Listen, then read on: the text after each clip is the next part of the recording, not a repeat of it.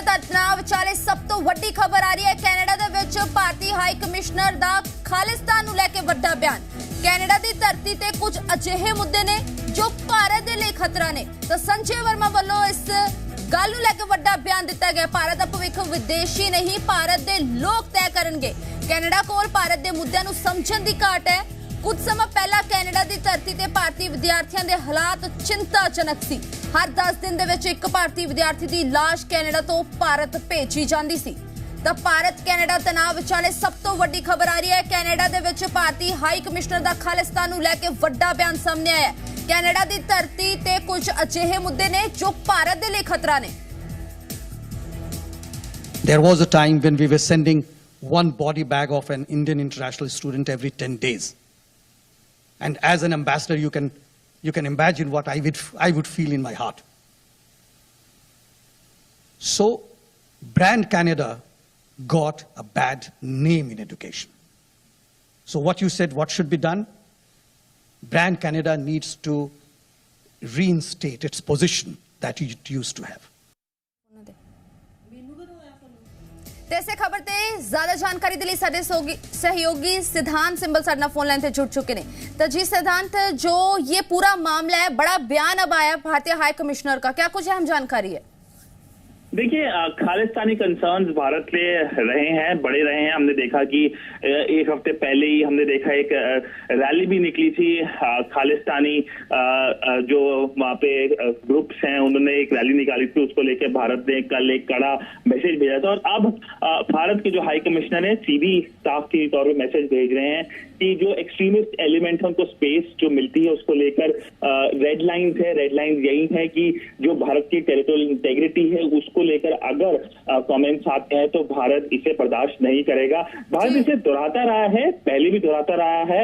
हमने देखा कि कैसे भारत के एक्सटर्नल मिनिस्टर ने इस बात को बहुत बार जिक्र करा है और कैसे वहां पे स्पेस मिल रही है एक्सट्रीमिस्ट एलिमेंट्स को और सेपरेटिस्ट एलिमेंट को, पर कोई एक्शन नहीं देखा जा रहा है कैनेडियन सरकार द्वारा। और कहीं ना कहीं वोट बैंक पॉलिटिक्स देखी जा रही है कनाडा में, क्योंकि कहीं ना कहीं हमने देखा कि कैसे एक इम्पोर्टेंट ग्रुप माना जाता है और उसको लेकर कैनेडियन पॉलिटिशियंस को उनको लगता है कि अगर वो कुछ कम्युनिटी लीडर से बात करेंगे तो उनको वोट्स मिल जाएंगे। तो एक तरह से एक वोट बैंक पॉलिटिक्स कनाडा में खेली जा रही है और उसका एक मेजर इम्पैक्ट भारत को हो रहा है अगर हम बात कर लें, और कैसे एक तरह से खालिस्तानी एक्सट्रीमिस्ट को एक स्पेस मिल रही है।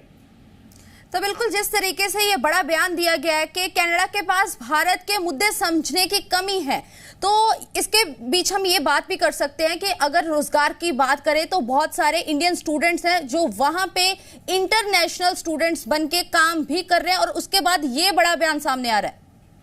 देखिए, जो इंटरनेशनल स्टूडेंट्स की अगर बात कर लें तो बड़ा बयान एक तरफ से इसलिए क्योंकि जो हम भारत के हाई कमिश्नर ने कहा है कि कैसे ब्रांड कनाडा पे एक मेजर इम्पैक्ट हुआ है, क्योंकि हमने देखा है कि बहुत सारे हाल फिलहाल में खबरें आई हैं कि कैसे इंडियन स्टूडेंट्स वहां पे एक मेजरली इम्पैक्ट हुआ है, वायलेंस का शिकार हुए हैं। भारत ने एक एडवाइजरी भी जारी करी थी और उसको लेकर क्या एंथुजियाज्म रहेगा भारतीय स्टूडेंट्स में कनाडा में जाने का, ये देखने वाली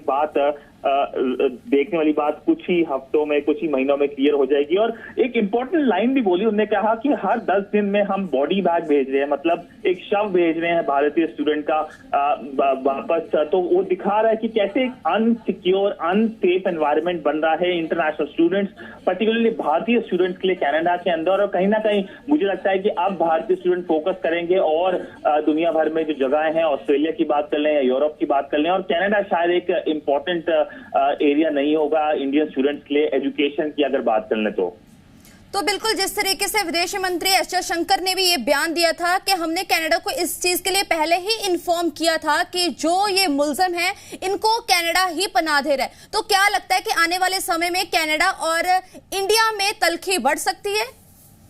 देखिए, हालात और रिश्ते काफी अभी खराब हैं। मेरे ख्याल से आज तक इतने खराब रिश्ते नहीं देखे गए हैं भारत और कनाडा के बीच जितने अब हम देख रहे हैं। तो कहीं ना कहीं मुझे लग रहा है कि रिश्ते और खराब हो सकते हैं अगर कनाडा खालिस्तानी जो एलिमेंट्स हैं उन पे कड़े एक्शन नहीं लेता। और मुझे नहीं लगता कि कोई कड़े एक्शन जल्द आने वाले हैं, क्योंकि कनाडा भी एक इलेक्शन साइकिल से जाने वाला है अगले साल तक। और उससे पहले मुझे लगता है कि कैनेडियन पॉलिटिशियंस, बहुत सारे ऐसे खालिस्तानी एलिमेंट्स हैं, उनके साथ दिखाई देंगे। ठीक है सिद्धांत, आपका बहुत बहुत शुक्रिया। हम जानकारी हमारे दर्शकों के साथ आपने साझा की। तो ਤੁਹਾਨੂੰ ਇੱਕ ਵਾਰੀ ਮੁੜ ਤੋਂ ਦੱਸ ਦਈਏ ਕਿ ਕੈਨੇਡਾ ਦੇ ਵਿੱਚ ਭਾਰਤੀ ਹਾਈ ਕਮਿਸ਼ਨਰ ਦਾ ਖਾਲਿਸਤਾਨ ਨੂੰ ਲੈ ਕੇ ਵੱਡਾ ਬਿਆਨ ਆਇਆ ਹੈ। ਕੈਨੇਡਾ ਦੀ ਧਰਤੀ ਤੇ ਕੁਝ ਅਜਿਹੇ ਮੁੱਦੇ ਨੇ ਜੋ ਭਾਰਤ ਦੇ ਲਈ ਖਤਰਾ ਬਣੇ ਹੋਏ ਨੇ। ਭਾਰਤ ਦਾ ਭਵਿੱਖ ਵਿਦੇਸ਼ੀ ਨਹੀਂ, ਭਾਰਤ ਦੇ ਲੋਕ ਤੈਅ ਕਰਨਗੇ। ਸੰਜੇ ਵਰਮਾ ਵੱਲੋਂ ਇਹ ਗੱਲ ਆਖੀ ਗਈ ਹੈ। ਤਾਂ ਵੱਡਾ ਬਿਆਨ ਦਿੰਦਾ ਉਹਨਾਂ ਨੇ ਇਹ ਗੱਲ ਵੀ ਆਖੀ ਹੈ ਕਿ ਕੈਨੇਡਾ ਕੋਲ ਭਾਰਤ ਦੇ ਮੁੱਦਿਆਂ ਨੂੰ ਸਮਝਣ ਦੀ ਘਾਟ ਹੈ। ਕੁਝ ਸਮਾਂ ਪਹਿਲਾਂ ਕੈਨੇਡਾ ਦੀ ਧਰਤੀ ਤੇ ਭਾਰਤੀ ਵਿਦਿਆਰਥੀਆਂ ਦੇ ਹਾਲਾਤ ਬੇहद ਚਿੰਤਾਜਨਕ ਸੀ। ਹਰ 10 ਦਿਨਾਂ ਦੇ ਵਿੱਚ ਇੱਕ ਭਾਰਤੀ ਵਿਦਿਆਰਥੀ ਦੀ ਲਾਸ਼ ਕੈਨੇਡਾ ਤੋਂ ਭਾਰਤ ਭੇਜੀ ਜਾਂਦੀ ਸੀ।